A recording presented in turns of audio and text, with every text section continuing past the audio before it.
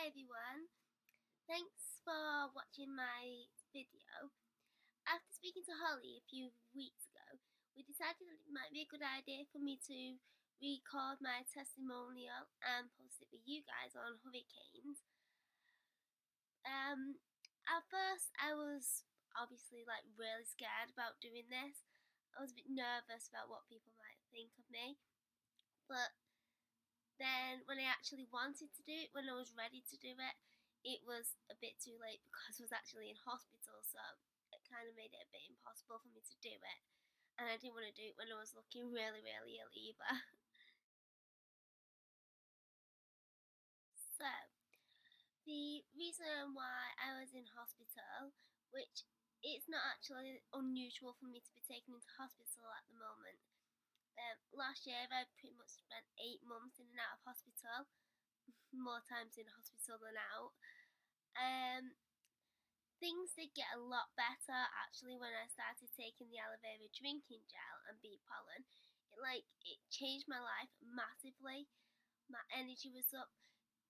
Generally my mood and the way I was feeling, I was more motivated. I felt like Charlene again.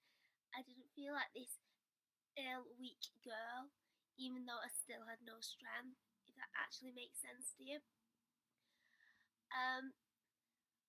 I'm not getting admitted as much as what I was, but it tends to be other illnesses that get me admitted because it makes my condition a lot worse.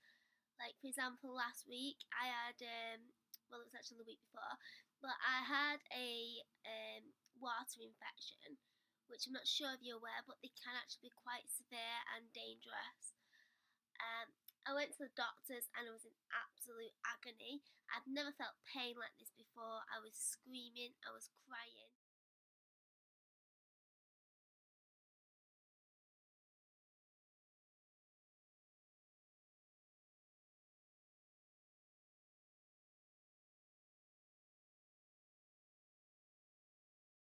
On the slide, you will notice there was a list of conditions that I've got. There was some in black and some in purple. The black are my medical conditions, and the purple are all caused by a condition which I'm guessing most of you will be aware of. I have an eating disorder. I have bulimia nervosa. I have had it since the age of 15, and it pretty much rules every single day of my life. Some people are quite aware of eating disorders, and some people are just not educated at all. And some people are really small-minded, and they think it's all about attention seeking. It's a cry for help. I don't know, I guess everybody's got their own opinions. Like, I've been called childish, I've been called immature and need to grow up. But some people just need to actually open their minds up, and it's a mental illness, and along with all the other medical conditions, this is just as life-threatening as any others. I don't know the reason why the cause was. I don't think it was just one thing. I think it could have been a multiple of things. Since a very young age, I suffered from child abuse, and again when I was 15, I suffered from another incident. Again, it was both instances was sexual assault, and that's affected me massively.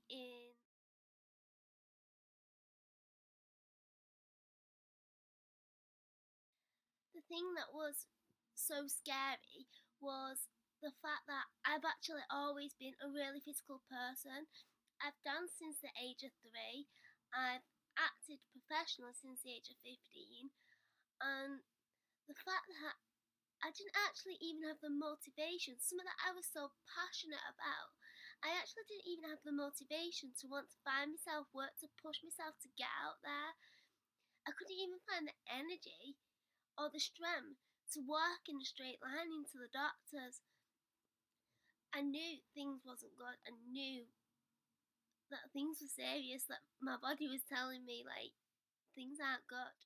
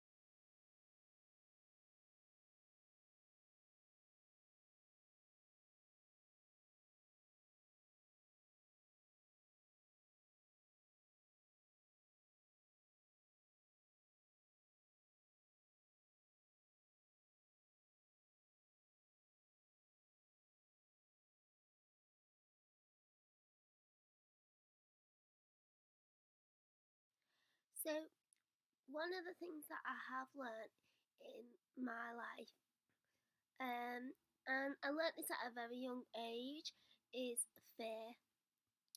And it's really easy to let fear stop us doing things. But I've always been strong and I've always fought through. Like, I've never quit anything in my life at all. Even though I cried getting through it, I've got through it. I won't quit. I hate the thought of quitting. To me, quitting is failure, and failure isn't an option. But it also, by having this fear, it made me very protective of my family and protective of the people I love, which is why I think I got a bond so close to my gran. I mean, my gran was my world.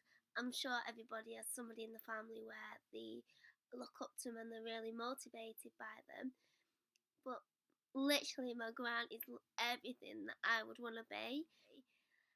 Nobody ever had a bad thing to say about her, and that's something that I want. I want people to look up to me. I want people to be inspired by me. I only want people to say good things about me. When my gran took ill, and she did get really poorly, in a lot of pain, she still had this bright, smiley personality.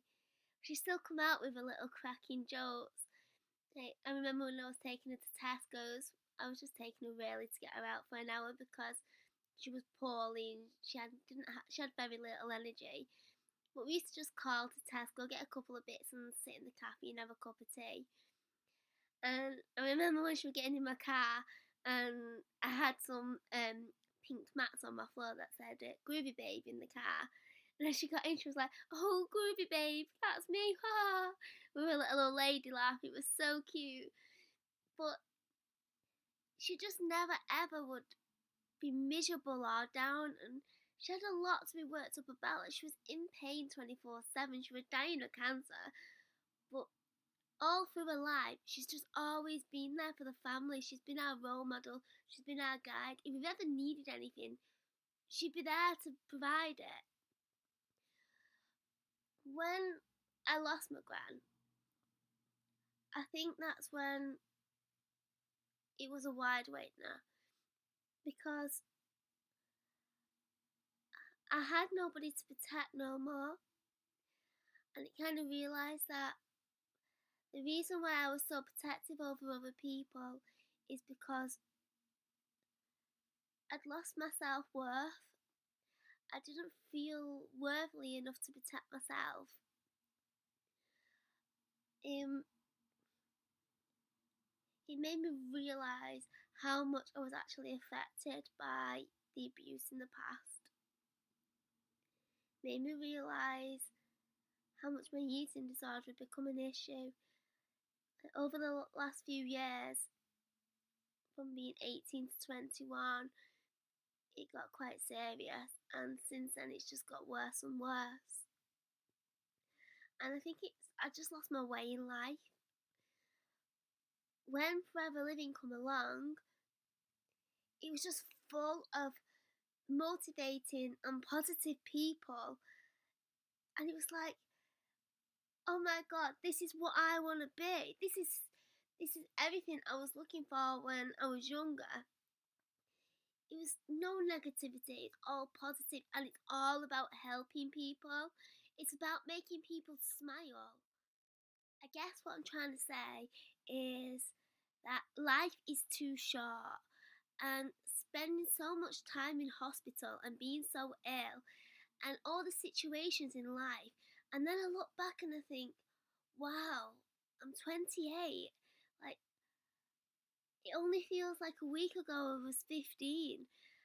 And it really is an eye wakener. I recently got back in touch with an old friend. We fell out a few years ago over silly text messaging. We had an argument through text messaging, and we both got the wrong impression, both too stubborn to talk it out, and never spoke for 3 years. And we were that good close friends. How ridiculous is that? I mean, luckily, I'm very happy that last week we actually met up, and it was as though we'd never even fallen out. And that's what I'm saying, is don't let anybody hold you back. Remember that you don't know when your time is up. So live life and be happy. Go and get your dreams, and don't let anybody hold you back. And if anything does hold you back, just remember that whatever doesn't kill you, it will make you stronger. Don't let anything make you weaker like I did. Don't sit and feel sorry for yourself. I don't mean that in an awful way. I mean, you feel a lot better when you overcome something. Let's get out there and help other people. And all those horrible people in the world that do horrible things, don't let them become the focus of your life. Let the focus of our lives be positivity and happiness and making people smile. Just like my gran used to do. Let's make people smile. I absolutely love all the motivational posts that I see and post myself daily. One that comes to mind right now is, I want to succeed. I want to inspire people. And I want one day for somebody to say to me, because of you, I didn't give up. And the reason why I think that comes to mind right now is because we've all been in that point in life, if not most of us, where things are just, you just feel like they can't get any worse. If you can just find the power and the energy to get through it and get onto the other side, you come out a bit stronger of a person. So if you can fight that, you can fight anything. So to be able to show somebody and help them, and to put the positivity back in their lives like Forever Living has done for me, it just means everything. It means the world to me.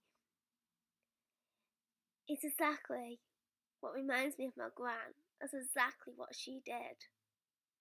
So thank you, and this opportunity won't be wasted.